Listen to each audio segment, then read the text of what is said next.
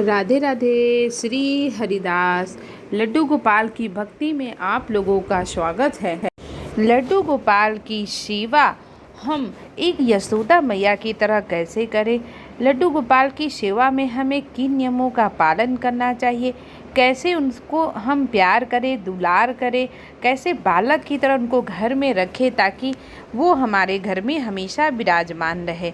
तो भक्तों, जो लड्डू गोपाल जी की सेवा होती है वो एक बाल के रूप में होते हैं, यानी कि वो छोटे से नन्हे से प्यारे से बालक हैं और हम उनकी सेवा एक बालक के तौर पर ही करते हैं।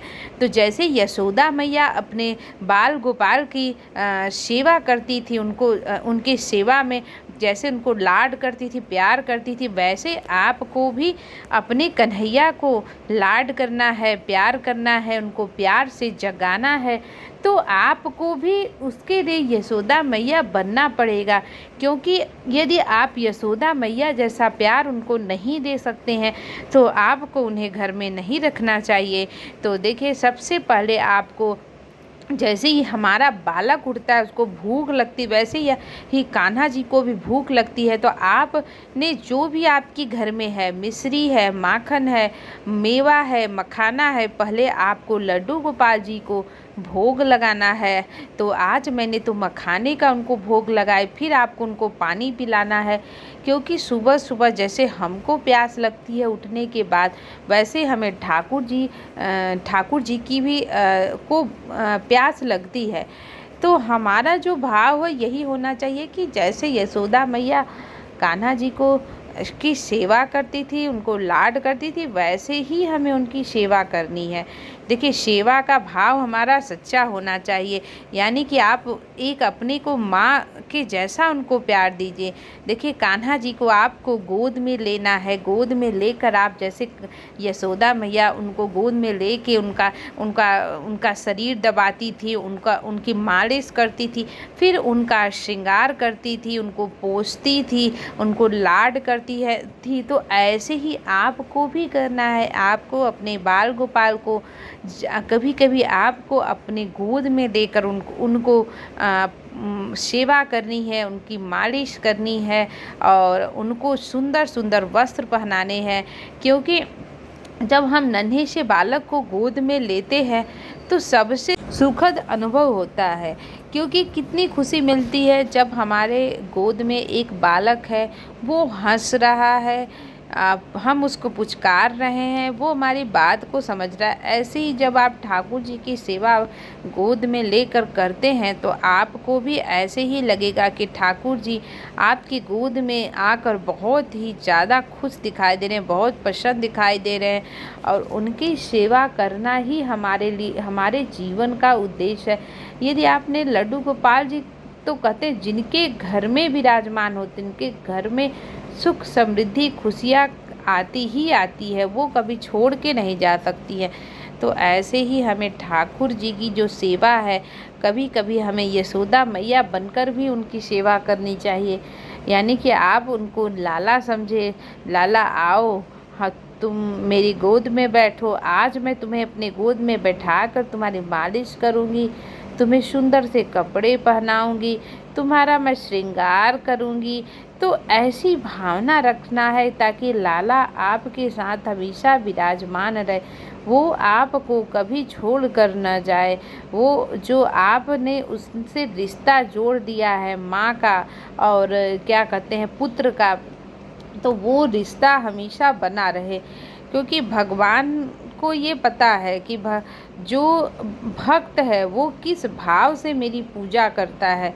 तो देखिए, हमारे ठाकुर जी का श्रृंगार हो रहा है। आज मैंने सोचा, आज इन्होंने मेरे साथ जो चमत्कार किया, सच में मतलब मैं रोज़ इनको गोद में लेकर नहीं इनको ऐसे तैयार करती थी। आज जैसे इनका मन ही था कि बार बार इशारा कर रहे थे मंदिर में बैठकर कि मैया मुझे गोद में लेकर श्रृंगार करो, यशोदा मैया की तरह मुझे प्यार करो। तो वो भावना मेरे अंदर आ रही थी, इसी वजह से आज मैंने सोचा कि आज मैं इनको गोद में ही लेकर इनका श्रृंगार करूंगी, इनका सुंदर सा मैं श्रृंगार करूंगी। तो देखिए, हमारे प्यारे ठाकुर जी सज धज के तैयार हो चुके हैं और देखिए मैया के गोद में रह के कितना सुखद अनुभव उनको लग रहा है। सच में एक बालक को माँ के गोद में आके जो सुख मिलता है, वही आप यदि लड्डू गोपाल जी की सेवा करते हैं तो लड्डू गोपाल जी को भी आपके पास आकर सुखद अनुभव होता है। तो ठाकुर जी की सेवा में सबसे पहले जो, जैसा कि मैं हर एक वीडियो में बताती हूँ कि पहले ठाकुर जी को सुबह जगाना है, फिर उनको पानी पिलाना है, उनके ऊपर जल छिड़कना है। हो सके तो आप उन्हें कुछ सबसे पहले मिश्री हो गया, माखन हो गया, मेवा हो गया, कुछ भी आप उन्हें पहले खिला दें। जैसे बालक को भूख लग जाती है, ऐसे ठाकुर जी को भी भूख लग जाती है। उसके बाद आपको उनको स्नान कराना है। स्नान करने के बाद आपको मतलब सॉफ्ट जो तौलिया होती है उससे पोंछना है। ऐ नहीं कि आप बहुत ज़्यादा आप रगड़ दें ताकि आपके जो लड्डू गोपाल जी हैं वो ख़राब हो जाए। सॉफ्ट चावल से उनको पोंछना है। पोंछने के बाद उनका सुंदर सा श्रृंगार करना है। जितना आप प्यारा उनका श्रृंगार कर सकते हैं आप उतना ही सुंदर उनका श्रृंगार करिए, क्योंकि ठाकुर जी बहुत ज़्यादा सजते हैं। उनको सजना, उनको यानी राधा रानी की तरह श्रृंगार करना, और उनको क्या कहते हैं कि चटोरे भी हैं तो उनको भूख भी लगती, तरह तरह के आप व्यंजन भी उनको बना कर खिला सकते हैं। जैसे आपके घर में सुविधा हो, जैसे आपके घर में समय हो, उस हिसाब से आप ठाकुर जी को भोग ज़रूर लगाएं। तो मैं तो जब किसी दिन भोग नहीं लगा पाते हैं तो आप सबसे आसान होता है आप पंजरी बना लें। पंजरी ठाकुर जी को हमेशा भोग में लगता है। तो यदि आप पंजरी का भोग लगा देते हैं और उसके बाद फल का भोग पानी पिला देते हैं तो ठाकुर जी की सेवा उतने में ही हमारे ठाकुर जी खुश हो जाएंगे, प्रसन्न हो जाएंगे। देखिए मेरी राधा रानी सज रही हैं, राधा रानी भी कितनी प्यारी लग रही हैं। तो आज सबका मन था कि यशोदा मैया मैं बन जाऊं और ये सारे मेरे बालक मेरे गोद में बैठकर आज अपना श्रृंगार करवाएं, अपनी सेवा करवाएं। तो आज इनकी सेवा हो भी रही है। तो आपको भी कभी कभी यशोदा मैया बनकर आपको अपने ठाकुर जी की सेवा ज़रूर करनी चाहिए, क्योंकि आप अभी कहीं न कहीं आप उनको भगवान भी समझते हैं, उनको अपना बालक भी समझते हैं, हर रिश्ता उनसे है। तो कभी कभी आपको सिर्फ ये समझना है कि ये सिर्फ मेरे बालक हैं, भगवान नहीं बालक हैं, ये सोचना है आपको। अब ऐसा सोचकर आपको उनके साथ समय बिताना है। आप जितनी सेवा उनके साथ कर सकते हैं आप उतनी सेवा उनके साथ ज़रूर करें, क्योंकि आप जितनी उनकी सेवा करेंगे, सेवा का सौभाग्य आपको जो कहते ना कि सुख के रास्ते पर ले जाता है वही आपको ले जाएगा। तो मेरी राधा रानी भी बहुत प्यारी लग रही हैं सज धज के। मेरी राधा रानी बहुत ज़्यादा, मतलब मैं इनको जब देखी थी वृंदावन में तो सबसे पहले मैं इनको लाई थी। तो राधा रानी भी बहुत प्यारी हैं, 10 नंबर की मेरी राधा रानी हैं। और मैं तो बस यही चाहती हूँ कि मेरा सारा जीवन ठाकुर जी की सेवा में, राधा रानी जी के सेवा में समय बीते, क्योंकि दुनिया का सबसे सुखद अनुभव यही है, राधा नाम, ठाकुर जी की सेवा। जो इंसान ज़िंदगी में राधा नाम रटता है, ठाकुर जी की सेवा करता है, उनके घर में कभी भी दुख दरिद्र आ ही नहीं सकता है।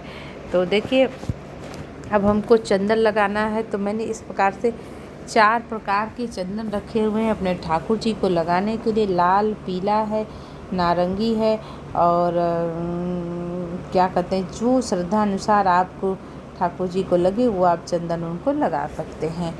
तो आप भी यशोदा मैया बने, अपने ठाकुर जी की सेवा श्रद्धे भाव से, सच्ची भावना से करें। ठाकुर जी की सेवा करने में भी बहुत से लोग गलतियां कर जाते हैं, वो गलतियां बिल्कुल ना करें, क्योंकि ठाकुर जी की सेवा जो होती है वो बालक के तौर पर होती है, और उनको हम कहीं भी ऐसे मॉल हो गया, यहाँ ऐसी जगहों पर उनको नहीं ले जा सकते हैं। तो उनको बस वैसे ही जगह पे ले जाना है जैसे कि ठाकुर जी जहाँ जाना पसंद करते हों। तो देखिए श्रृंगार के बाद ठाकुर जी की इत्र सेवा हमें ज़रूर करना चाहिए। क्योंकि ठाकुर जी को इत्र सेवा बहुत पसंद है। जो भी व्यक्ति जाता है वृंदावन में ठाकुर जी की इत्र सेवा जरूर करता है। इत्र सेवा का परम सौभाग्य प्राप्त होना ही हमारे आप में बहुत बड़ी बात है। तो देखिए हमारे सभी लाला ठाकुर जी की सेवा हो चुकी है और बहुत ही प्यारे लग रहे हैं दोनों लड्डू गोपाल जी। और कितना सुंदर इनका श्रृंगार भी हुआ है। श्रृंगार और चूँकि मैंने इनको खाने में आज लड्डू बनाया है, तो आप देखिए पूजा करने के बाद आरती ज़रूर कहते कोई भी पूजा तभी संपन्न मानी जाती है जब हम उनकी आरती कहते हैं। यदि हम आरती नहीं करते हैं तो पूजा संपन्न नहीं मानी जाती है। तो आपको आरती भी अपने ठाकुर जी की जो भी आता है, आरती कुंज बिहारी की और श्याम की जो भी आता है, आप वही आरती अपने ठाकुर जी के लिए कर सकते हैं, उनकी सेवा में, उनकी भावना में। तो आप लोगों को मेरा वीडियो कैसा लगता है आप लोग कमेंट में ज़रूर बताइएगा। दोस्तों आजकल बहुत ज़्यादा ग्रोथ नहीं हो रहा है यूट्यूब पे, मेरा ग्राफ नीचे ही जा रहा है, मैं कुछ कर भी नहीं पा रही हूँ। तो देखिए आप लोग प्लीज़ हमें सपोर्ट करें ताकि हम भी आगे बढ़ें। तो देखिए ठाकुर जी को मैंने लड्डू का भोग लगाया है, क्योंकि लड्डू का भोग जो होता है, लड्डू होता है ठाकुर जी को बहुत प्रिय होता है। जैसे गणेश भगवान को लड्डू प्रिय है, वैसे ठाकुर जी को भी लड्डू बहुत प्रिय है। तो देखिए ठाकुर जी की सेवा हो गई। मेरे ठाकुर जी, मेरी राधा रानी आप सबको कैसी लग रही हैं हमें ज़रूर बताइएगा और कमेंट में राधे राधे ज़रूर लिखिएगा। तो राधे राधे। श्री हरिदास, श्री कुंज बिहारी, श्री श्यामा प्यारी, राधे राधे।